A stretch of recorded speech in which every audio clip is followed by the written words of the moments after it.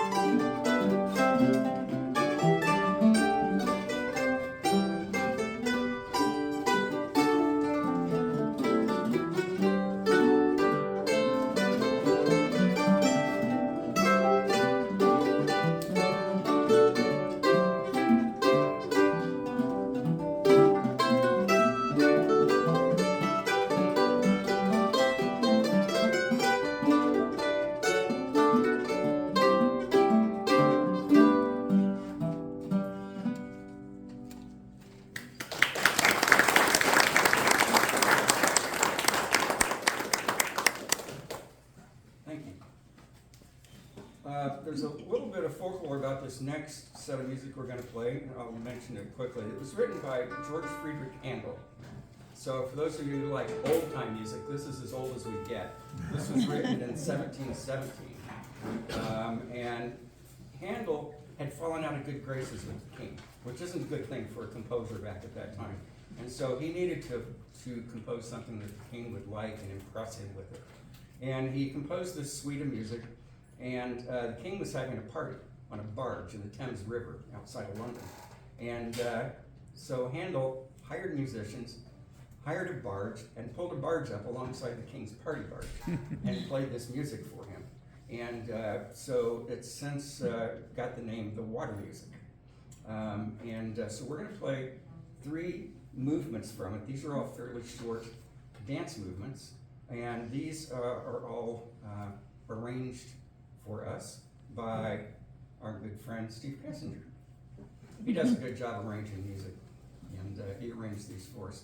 So we're going to do the Bouree, and then the Menuet, and then the Hornpipe. We'll start with the Bouree.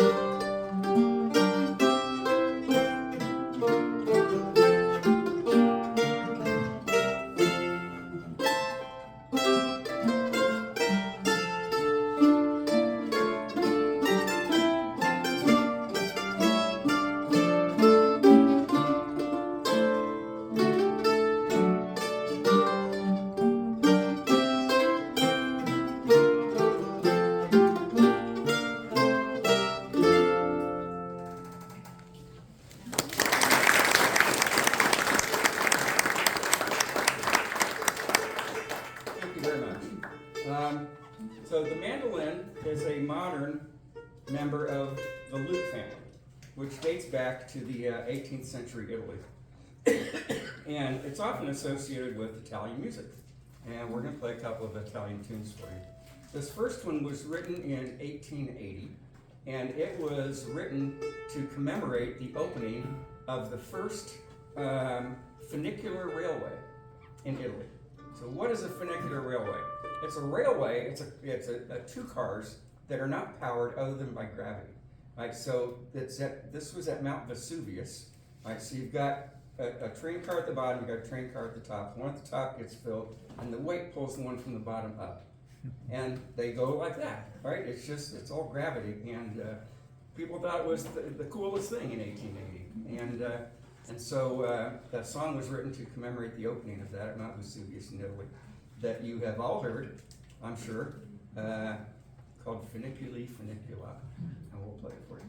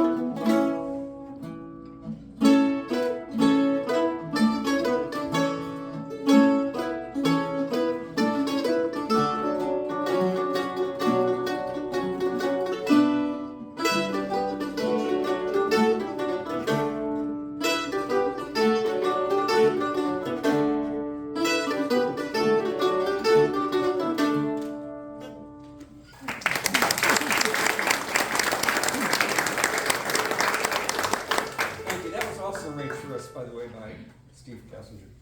I'm going to take a minute here to introduce the band. I'm going to let the band introduce themselves. Starting on the left with Dave Bagdade. Dave.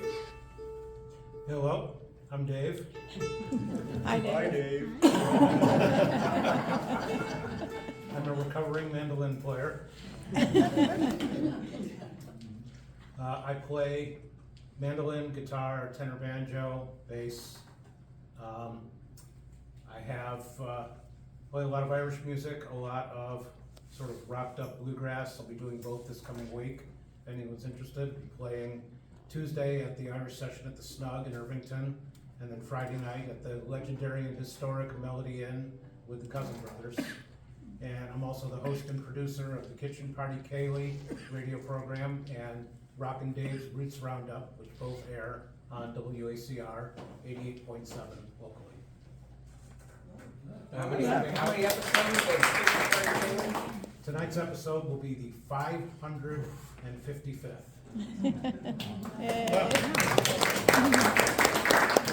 10 o'clock tonight. What station is that again? It's WICR 88.7 FM. All the way down at the bottom of the dial. Hey, it's good stuff down at the bottom of the dial. Rob? Hi, I'm Rob De La Salas. I'm playing mandolin today. I play with, I also play with a classic rock band, mandolin and violin, called the Porchmen. And if you want to catch us, we're playing in Broad Ripple next weekend, Saturday at the Quarter, and Sunday at 317 Barbecue.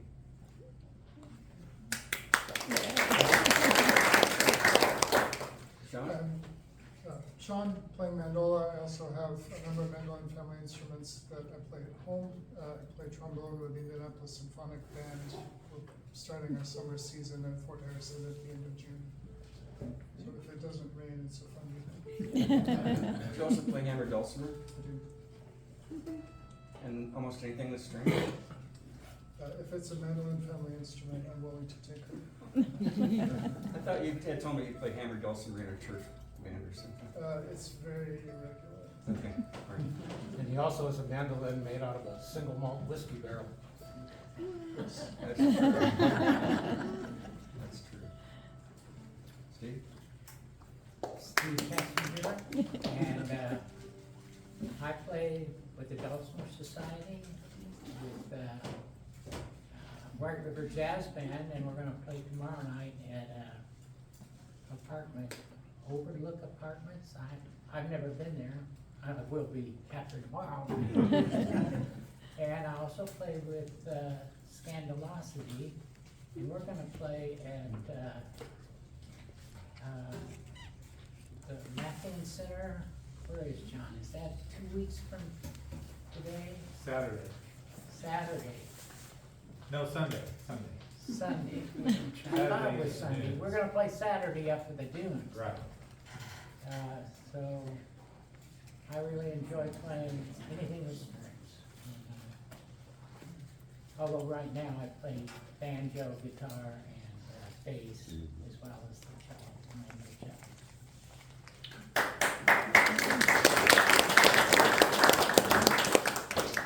I'm Jerry Chapman. I play the octave mandolin, which is a type of mandolin that is larger than a standard mandolin, and it's tuned the same GDAE, but it's an octave deeper, so it has a deeper sound. It sort of fits in the range between the mandola and the mandocello.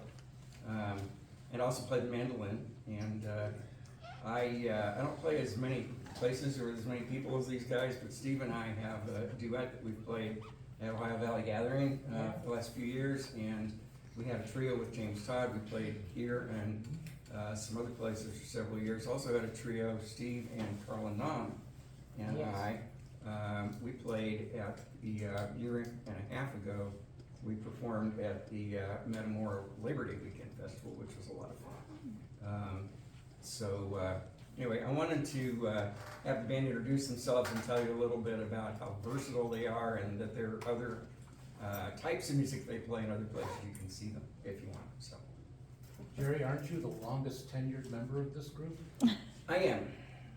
And actually, I'm going to talk about that in a few minutes. So, Okay. thank you for that intro.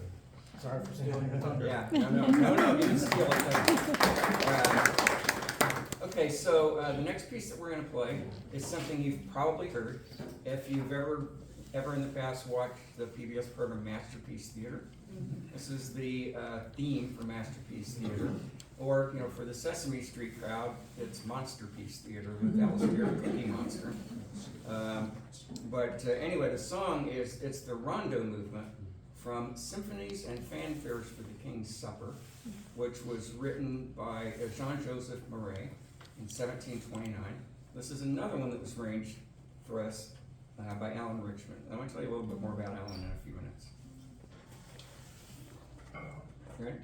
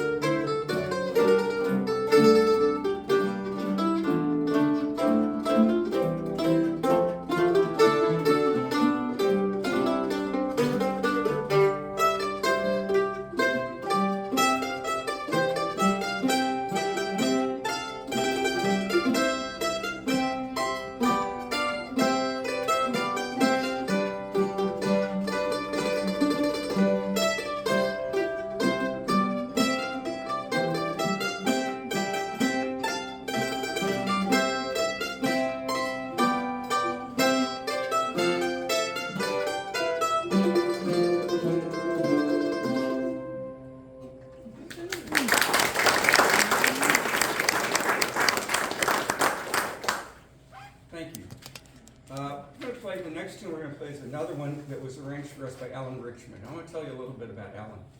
In 2003, thereabouts, a couple of folks got an idea to form this mandolin society and maybe pull together a mandolin orchestra. And that would have been James Todd, who many of you know, and Dave Slate, who most of you know. And so they had this idea, and they kind of looked for some other players here and advertised around a bit. And I was one of the first ones to join up with the group. Not long after that, Mario Hoven came with us. Barry Titus, who some of you may remember, who hasn't been around here for a few years, he retired and moved south, but Barry. And then not long after that, Steve Kessinger and Dave Bagdade came and joined. And in fact, to tell you a little story, I remember when Bagdade came to the first meeting that he came to. So do I. And we were playing, and what was the comment that you made? Do you recall? No. Okay, well, it's unimportant. I have a We- feeling I need to maybe see about getting my lawyer on the phone.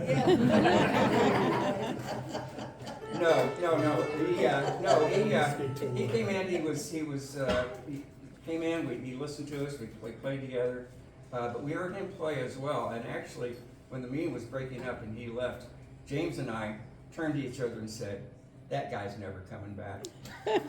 He is too good. He's too good a player. He's like a professional level player. He's not going to hang with us." But he That did. was 19 years ago this month. So Yeah. There you go. So. I'm still here.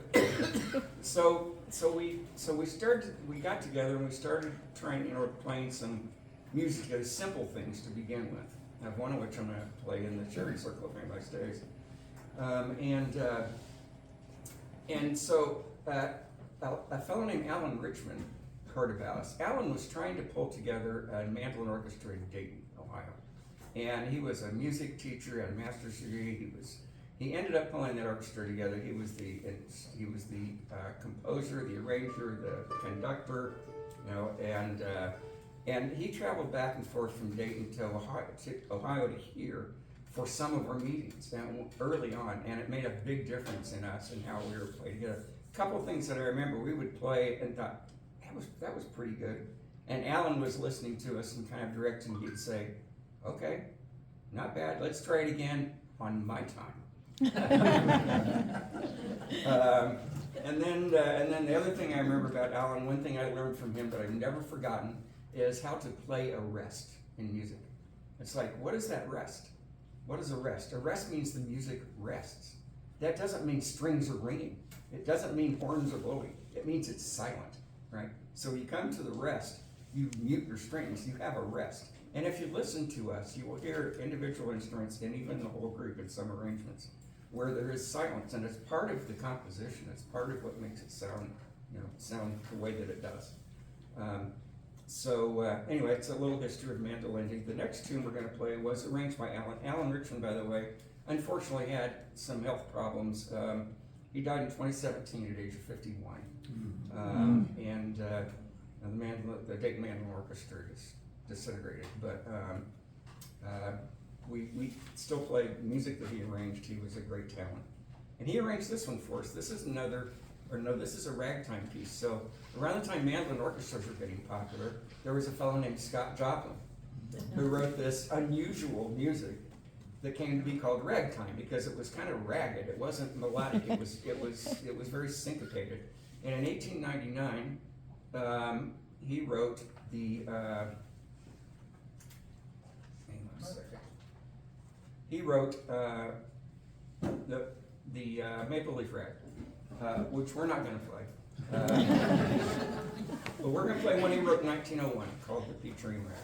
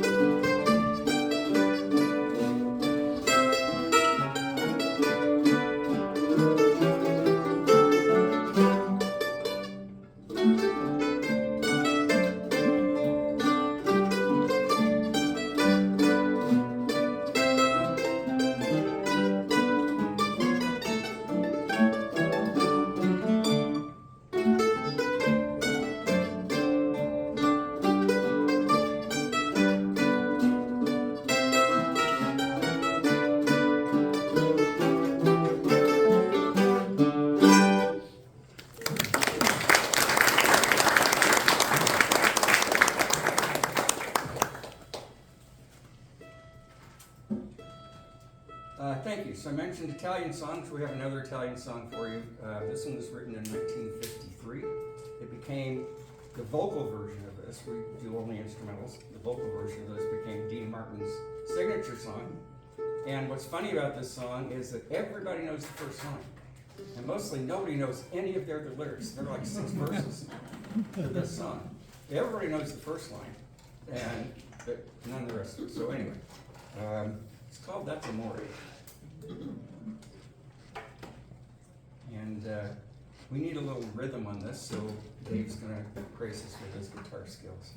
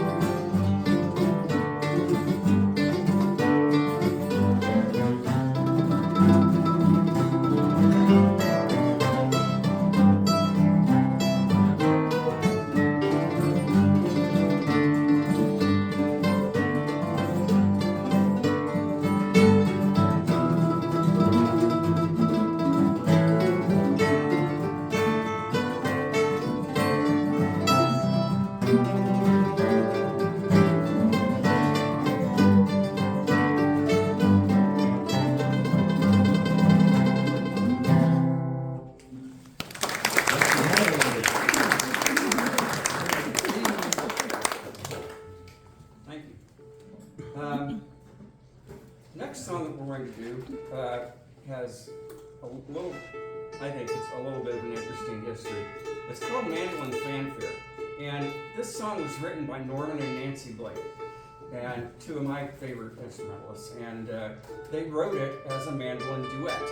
And I learned it on a homespun tapes training course, right? It's called The Mandolin of Norman Blake. And I think it's still available on DVD. You know, if you're a mandolin player, you're interested in old time mandolin and styles and some of the songs. Anyway, this was on there, and I really liked it. And I brought it to Mandolindy, and I said, I really like this song. And we played it as, you know, there are 2 different mandolin parts, and we played it with a duet. And I said, yeah, but this isn't really for a whole orchestra, whole group. And so Alan said, well, I'll just write the other parts for you.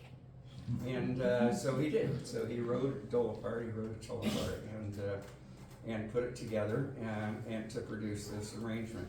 Now I will mention, if any of you were here last month, at this meeting last month, during the performance hour, Steve and I performed Mandolin Fanfare as a duet, with Steve on the mandocello and me on the mandolin. And I mentioned at that time, if you come next month, you'll get to hear a fuller orchestrated version of this song. So that's what we're going to do for you right now, Mandolin Fanfare.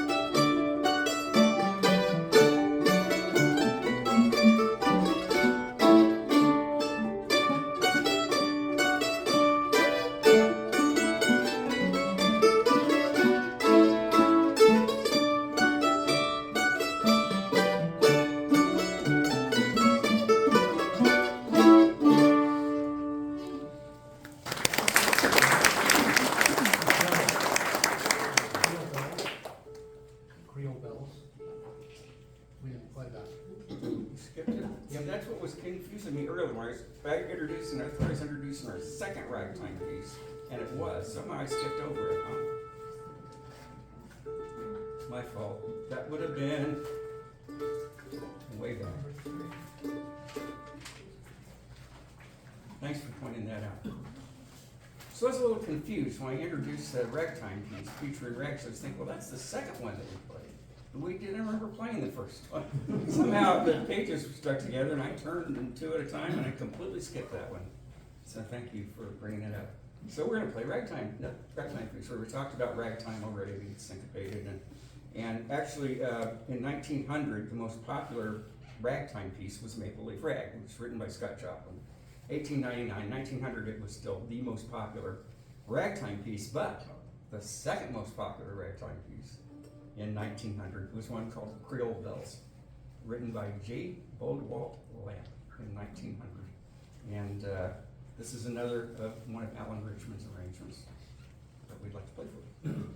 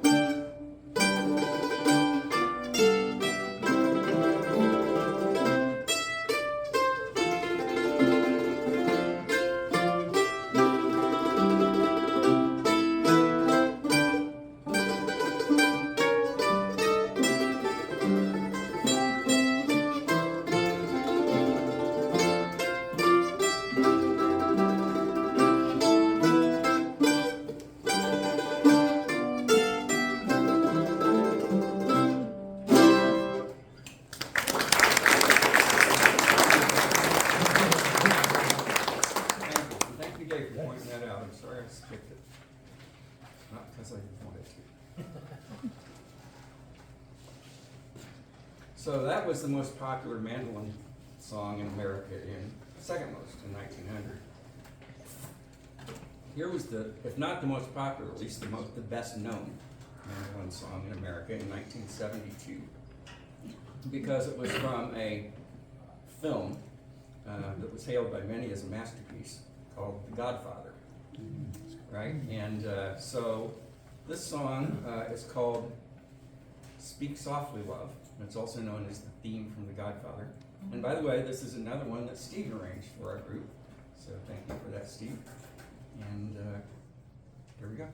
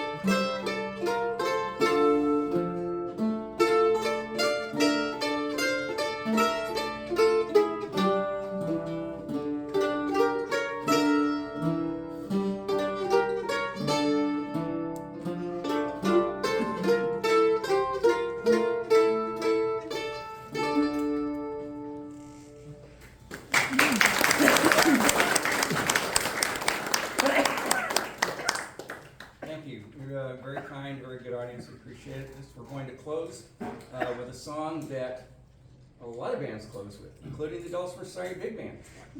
You guys close with this. When I play with the big band, which I do from time to time, close with this song most of the time. Although it's a vocal version, we're going to do an instrumental version.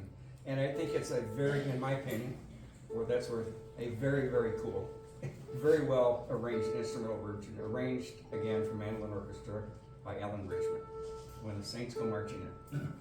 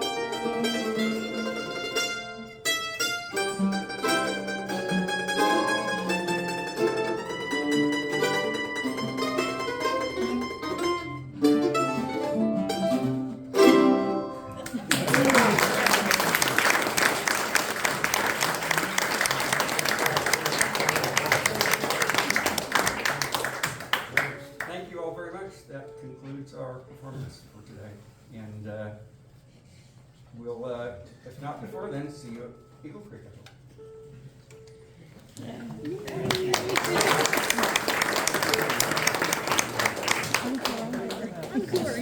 Fancy version.